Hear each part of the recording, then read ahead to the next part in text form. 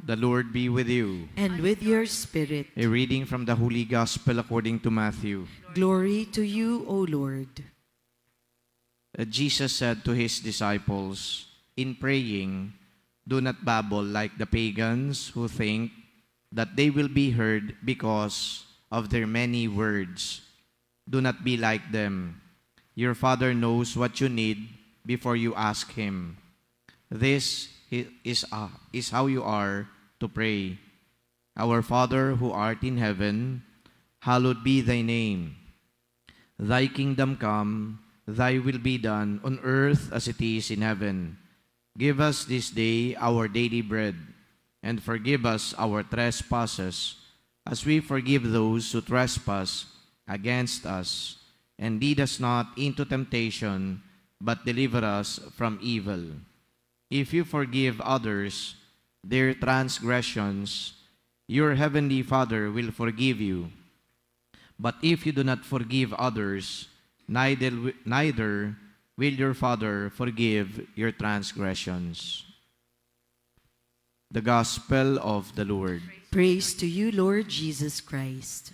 In the first reading, St. Paul again warns his listeners about the possibility of people preaching another Christ or preaching another truth. So technically, St. Paul is warning his listeners about being deceived. Deception is already happening even before. And St. Paul made mention about the serpent who also deceived the first creatures of God. So ibig sabihin po nito, hindi lang pala deception meron ngayon sa panahon natin, kundi even before, matagal na merong mga nanloloko. Kagabi po may kausap ako na ilang mga kaibigan, pinag-uusapan po namin ay yung mga trolls, lalong-lalo na kapag ito'y ginagamit sa usaping politika. Sabi nung kausap ko, bakit kaya hindi mapaniwala ng mga tao na yung ginagawa ng mga trolls ay mga pandilin lang? Lagi nilang sinasabi na ang mga Duterte ay ganito, na sila ay matulungin sa mga tao. Pero lahat naman ng yun ay deception. Yun po yung kanyang binabanggit. Again, it dawned on me that nagkaroon lang po ng paggamit ng teknolohiya para makapanloko, pero yung panloloko is happening even in biblical times.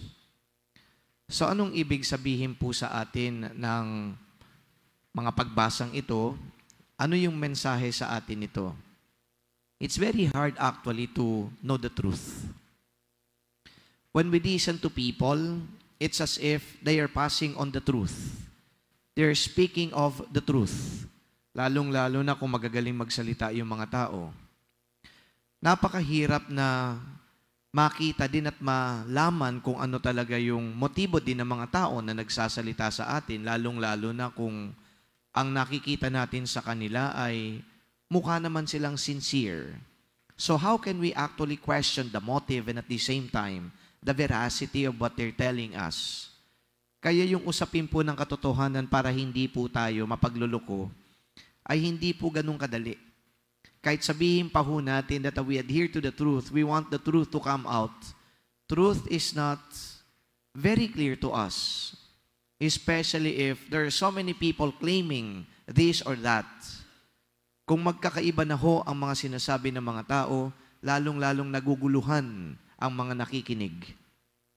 Yun nga lang, when speaking of spiritual truths, kasi yun naman po yung pinupunto ni St. Paul sa kanyang first reading, it's all about Jesus, it's all about His teachings, spiritual truths. Siguro ho yung isang source na dapat nating pakinggan when speaking of it, walang iba kundi ang simbahan.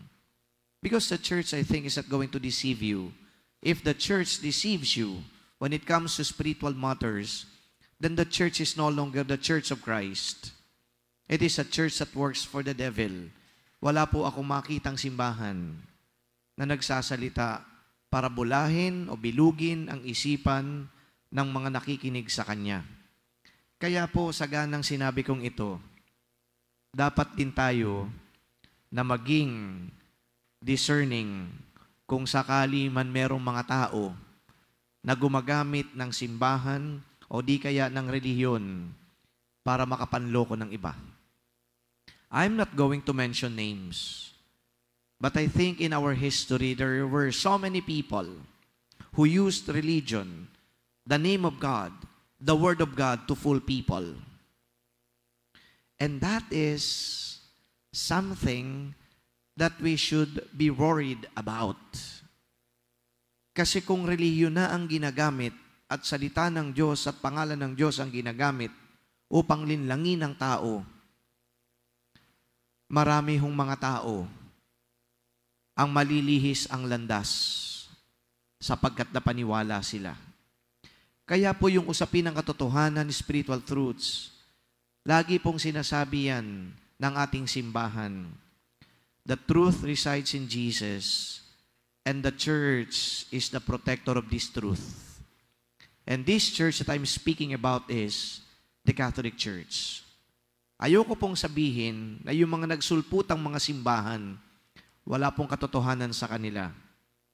Kaya nga po ang binabanggit ko sa inyo, you should be discerning. You should be invoking the Holy Spirit so that we may always be guided as to what teaching are we going to embrace. Teachings are we going to follow.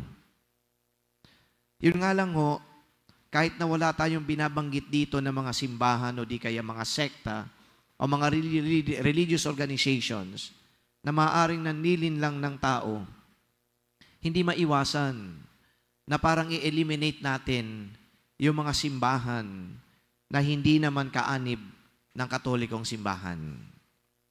As a priest of the Catholic Church, I would profess that in the Catholic Church, you can expect the truth to be preached. And if St. Paul is warning his listeners that maybe another Christ would be preached to you here in the Catholic Church, it is the same Christ preached by the likes of St. Paul. Yun din po ang ibibigay at dadalhin namin sa inyo. Pero ito ho, ang caveat. Maaaring ang simbahan ay nagsasalita ng katotohanan, maaaring dinadala sa inyo si Jesus, ang Jesus na ipinroklama ni San Pablo at ng iba pang mga apostol, pero maaaring ito ay puro salita lamang ng proklamasyon. Kaya alam po ninyo, ako din nire-remind ko ang aking sarili. Preaching the true Jesus and preaching the truth is not only about using words to convince people. I think preachers today may very well convince people to believe them if they put into practice what they preach.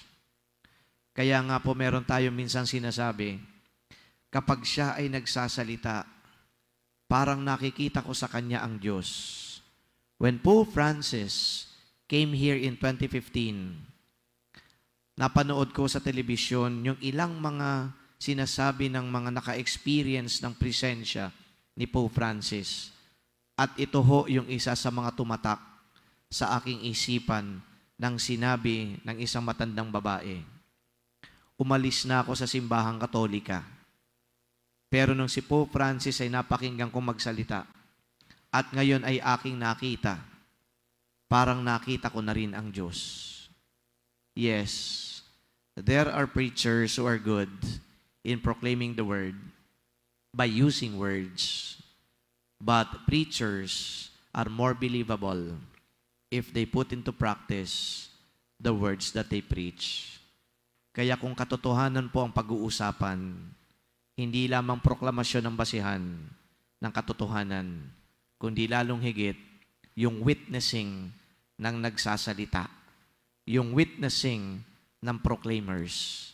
And so when you listen to the Catholic Church, when you listen to your pastors, sana nga po nakikita nyo rin kung papaanong isinasabuhay ng mga preachers, ng mga pastors, ang kanilang mga ibinabahagi sa inyo. In this manner, we pray for our pastors and shepherds, that indeed the truth of Jesus Christ may shine on them. Amen.